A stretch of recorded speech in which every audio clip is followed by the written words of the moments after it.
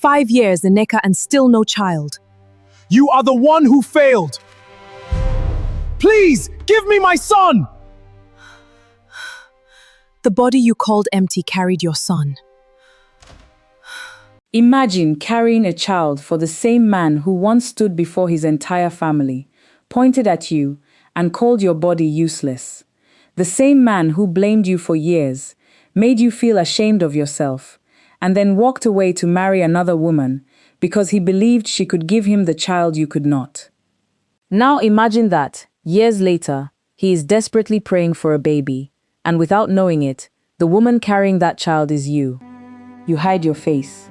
You hide This your boy name. will carry on my You name listen with as he pride. speaks about the baby He with will have pride, everything I never never had. realizing that the body he once mocked is now protecting his greatest dream. But on the day the child is born, you can no longer remain hidden. You remove the red scarf from your face. And the moment he recognizes you, the man who once made you feel worthless falls to his knees.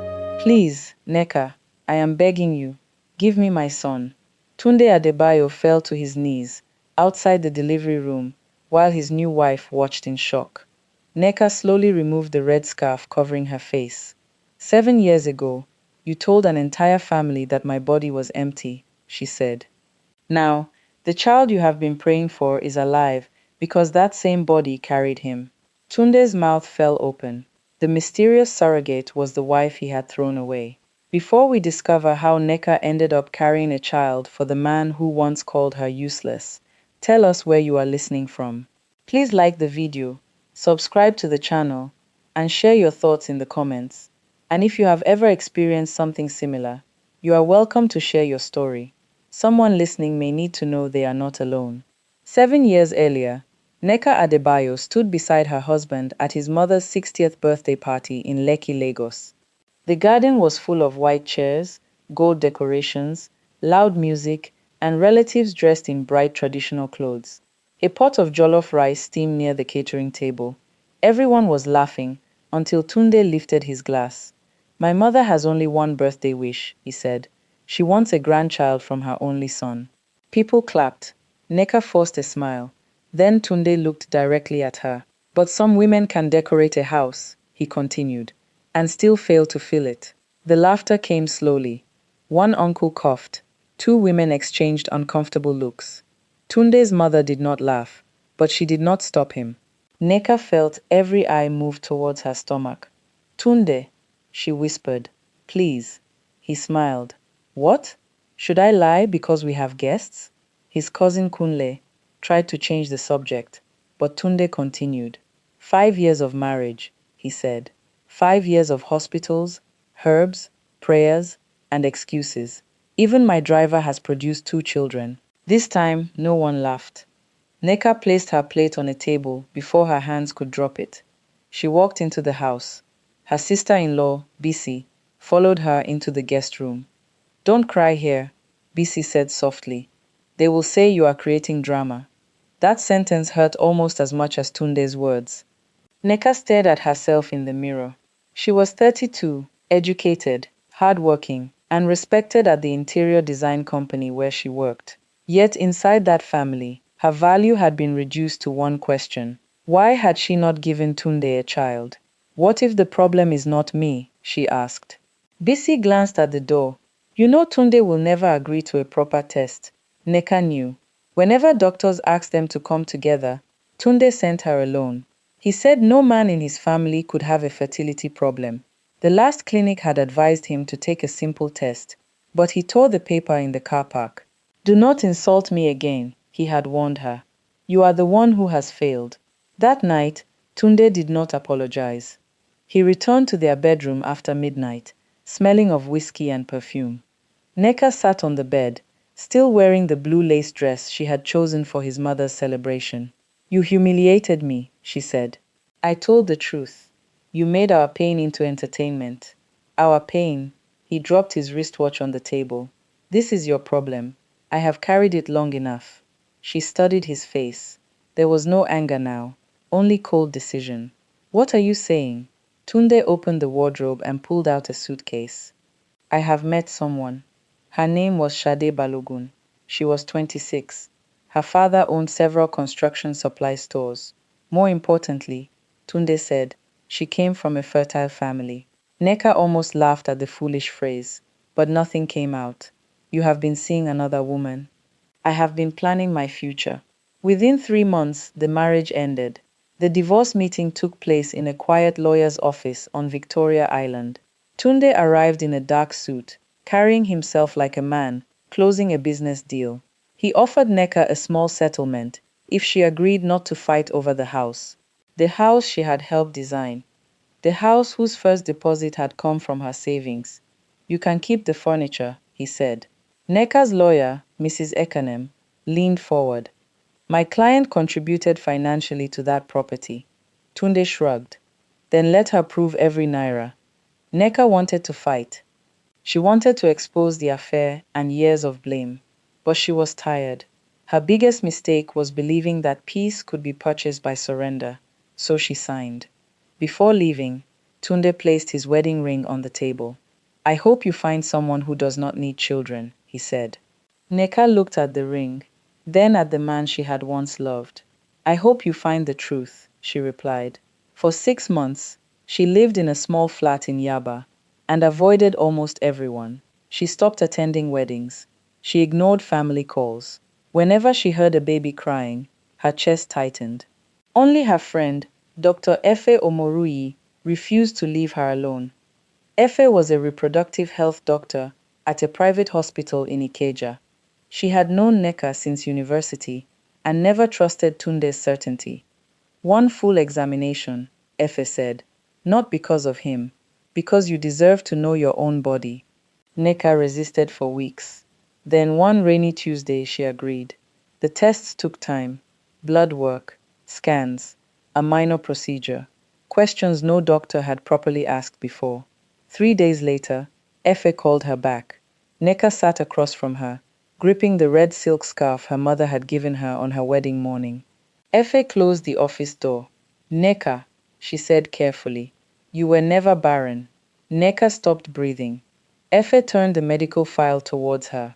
And that is not the only thing your former husband was wrong about. The doctors had never declared Nneka barren. Tunde had. That truth did not heal her immediately. For several weeks, Nneka carried the medical report everywhere. She kept it inside her handbag, folded between old receipts, and the red silk scarf her mother had given her on her wedding morning. Whenever Tunde's voice returned to her mind, she touched the file. You failed me. Then she reminded herself of Dr. Efe's words. There was never enough evidence to blame you, but knowing the truth and believing it were two different things. Nneka began counseling with a woman named Mrs. Adesua, who worked with people recovering from painful marriages. During their first meeting, Nneka sat with her arms folded.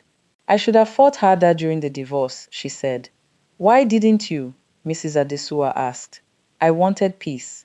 And did surrendering give you peace? Nneka looked away. It had not. She had given up the house, accepted a small settlement, and allowed Tunde to control the story of their marriage. Some relatives believed she had been an impatient wife.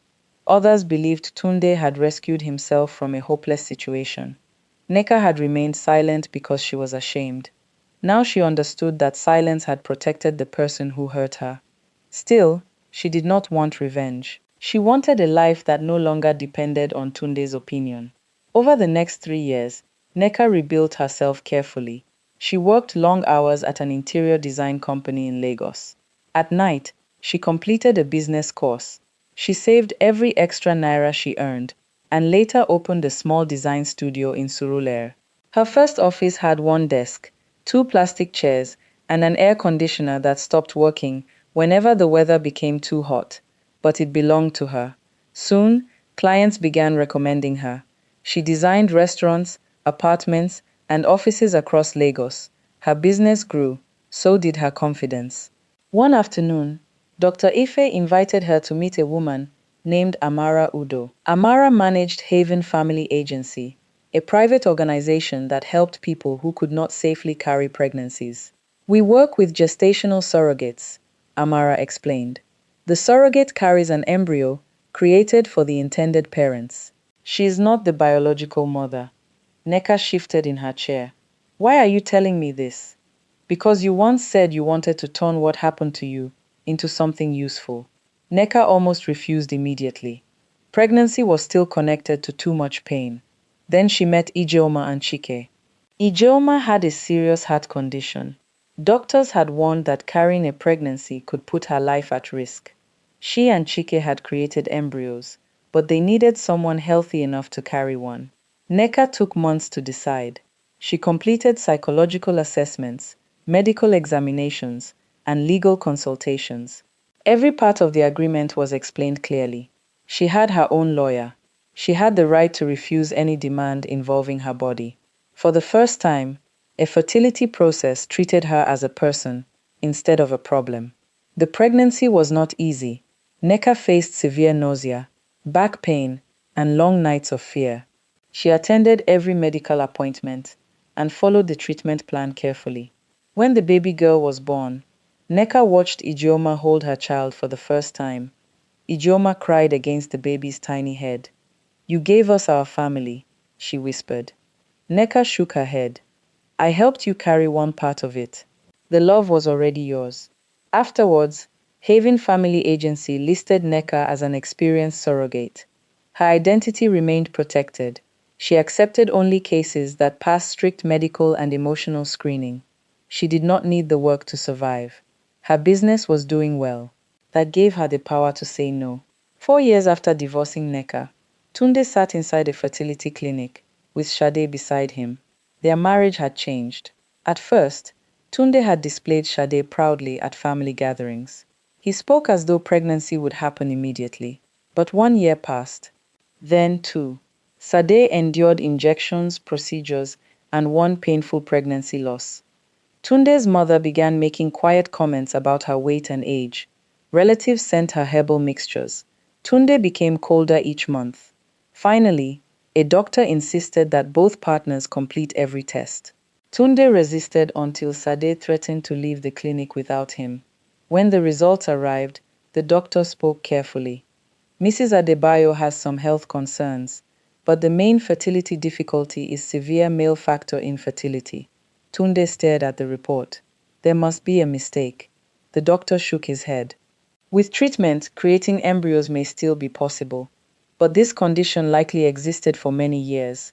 Sade slowly turned towards her husband. "Did Nneka ever ask you to take this test?" Tunde's jaw tightened. "That marriage is finished." "That was not my question." He refused to answer. Months of treatment followed.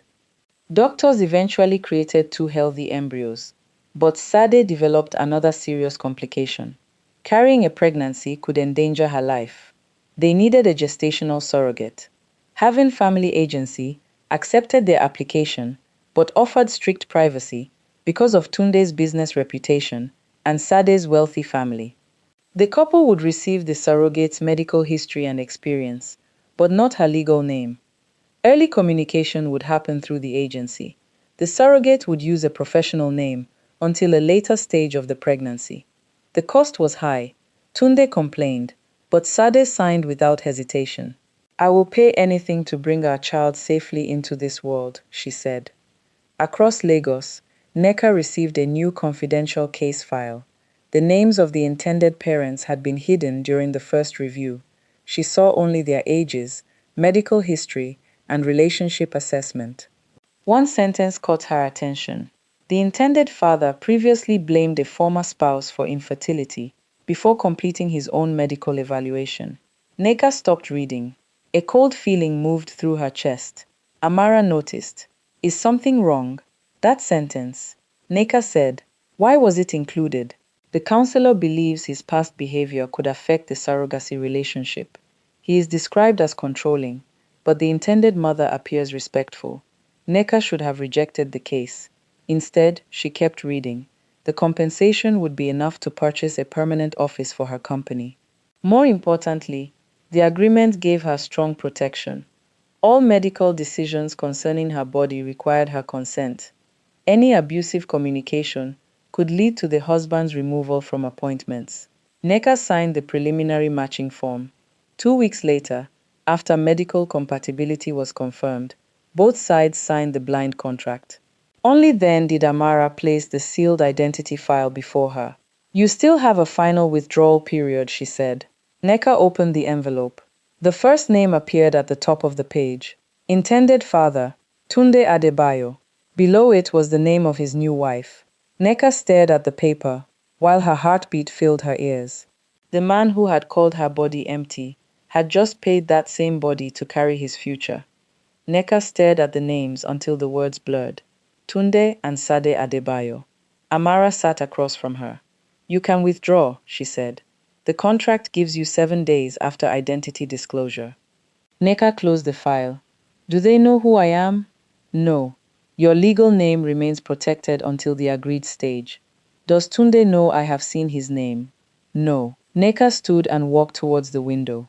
Below them, Lagos traffic moved slowly through the afternoon heat. Drivers pressed their horns.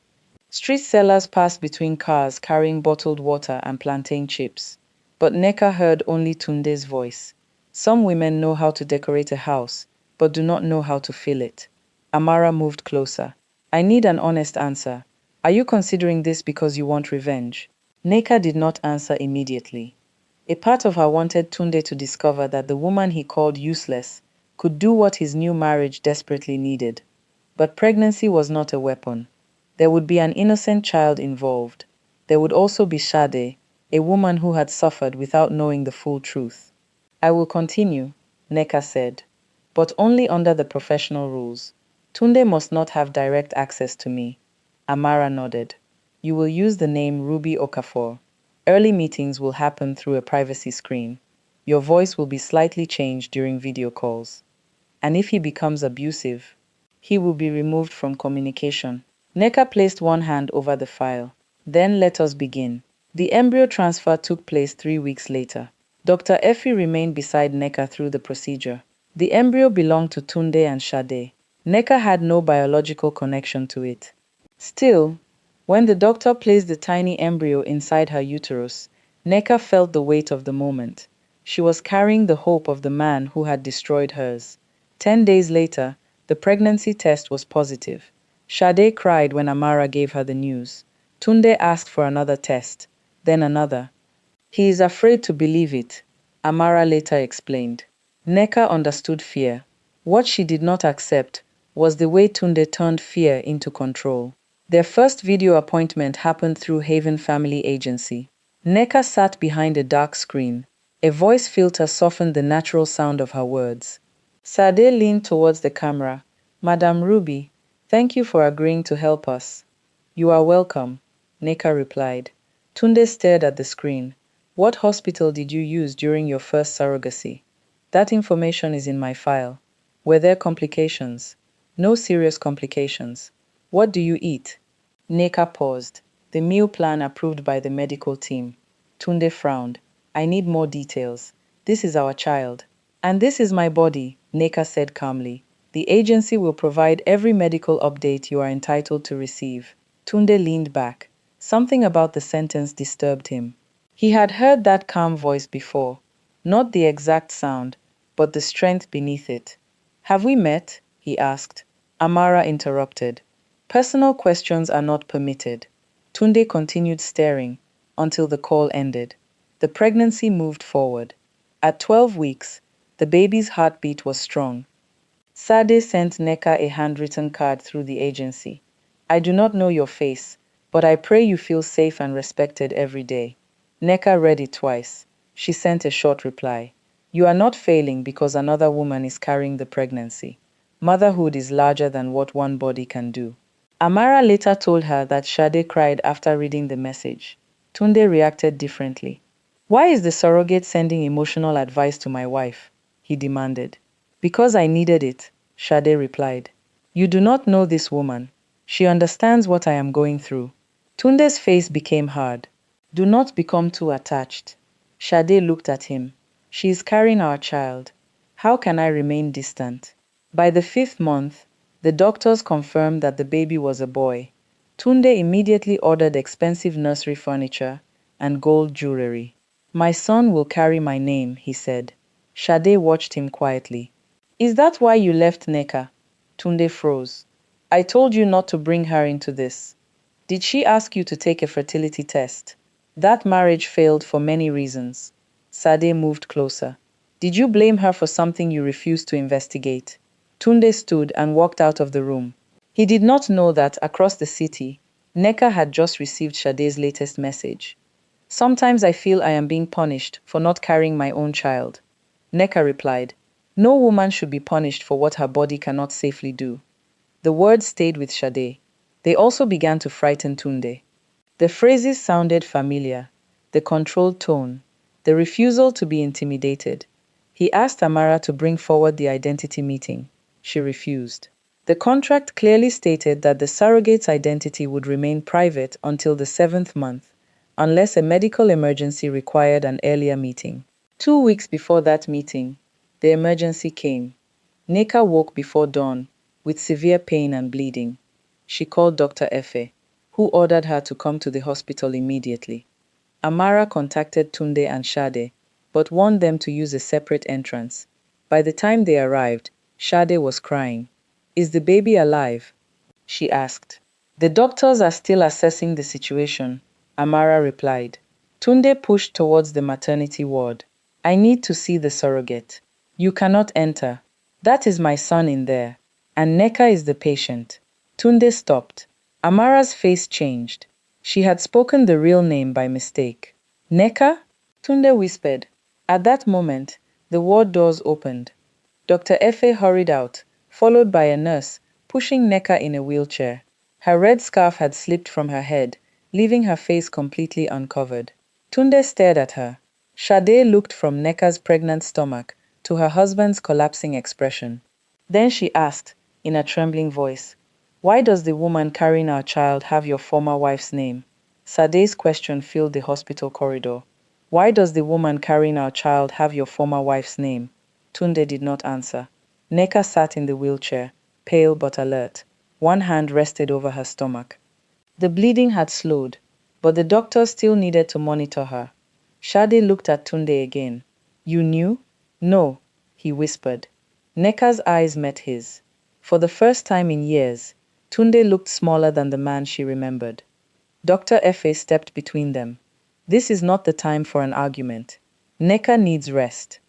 Tunde moved forward. Nneka, do not come closer, she said. He stopped. Sade stared at him. What did you do to her? Tunde lowered his voice. Our marriage ended badly. Nneka gave a weak laugh. That is a convenient way to describe cruelty. Sade turned towards her. Please tell me the truth. Nneka looked at Amara. The agency director nodded. The secret had already been exposed. He blamed me for our childlessness, Nneka said. He refused every test the doctors asked him to take. Then he mocked me before his family and left me for a woman he believed would be more fertile. Sade's face slowly changed. You told me she was bitter, she said to Tunde. You said she cared more about work than having a family. Tunde rubbed his face. I was ashamed. So you made her carry the shame, Sade replied. The words struck him harder than shouting would have. Tunde looked at Nneka. I did not know. You refused to know, Nneka said.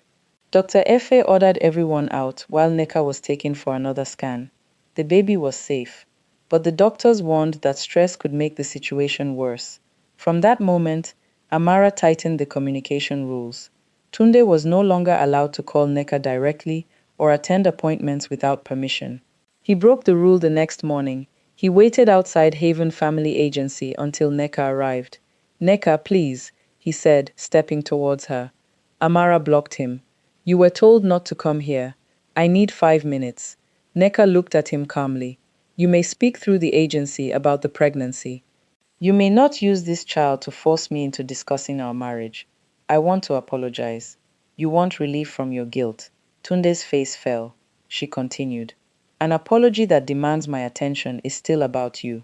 Then she walked inside. Over the following weeks, Tunde sent messages, flowers, and long letters. Nneka returned everything unopened. Sade behaved differently. She attended approved appointments quietly. She brought food Nneka could eat and never questioned the doctors. When Nneka struggled to stand after one examination, Sade supported her by the arm. I am sorry, Sade said. You did not do what he did, but I believed his story. You believed your husband. Sade looked towards the waiting room, where Tunde sat alone. I do not know who my husband is anymore. The answer came slowly. Tunde became more controlling as the delivery approached. He questioned every decision. He demanded to choose the hospital room, the doctor, and even the exact time he would enter. At the final planning meeting, Nneka placed both hands on the table. I am the patient, she said. My consent decides who enters the room. That is my son, Tunde replied, and this is my body. Amara looked directly at him. If you violate one more boundary, your hospital access will be restricted. Tunde laughed nervously. You cannot keep a father away from his child. We can remove anyone who threatens the patient's safety. Sade watched him carefully. That evening, she packed 2 suitcases and moved to her mother's house. 3 days later, Nneka went into labor. The pain came in waves. Sade remained nearby with the medical team's permission. Tunde paced outside the ward, angry that he had not been allowed into the room. Then he tried to push past a nurse. Security stopped him. Amara handed him a notice. Your access has been suspended until Nneka confirms that she feels safe. Tunde stared through the small glass window in the door. Hours later, the cry of a healthy baby boy filled the ward. Sade covered her mouth and wept. Nneka looked at the child for only a moment before the nurse placed him in Sade's arms. Love him as a person, Nneka whispered, not as proof that your marriage has value. Sade nodded through tears. Outside, Tunde stood before Nneka when she was finally moved into recovery. Please, he said, tell them to let me inside. He lowered himself to his knees. The security officer looked away. Nneka adjusted the red scarf around her shoulders. You are not outside because of what you did 7 years ago, she said. You are outside because you still believe fear gives you the right to control women. Tunde began to cry. I am sorry. This child is not here to rescue you from yourself. He lowered his head. Nneka allowed him into the room only after he signed a written agreement to respect the hospital rules. She did not forgive him. She did not comfort him. She simply completed the professional handover. Weeks later, Haven Family Agency paid Nneka the full amount in her contract. She used part of it to purchase a permanent office for her design company and funded counseling sessions for women facing fertility-related shame. Sade remained at her mother's house with the baby. She told Tunde she needed time to decide whether their marriage could survive the truth. One night, Tunde returned alone to the nursery he had prepared. He stood before the mirror above the dresser. There was no former wife to blame, no new wife to control, only the man who had spent years placing his fear inside other people. Across Lagos, Nneka entered her new office wearing the red scarf loosely around her neck. It no longer covered her face. It no longer carried shame. She had returned to Tunde's life as a hidden name behind a contract, but she walked away openly, with her dignity, her freedom, and her future completely in her own hands. Comment your thought about this story.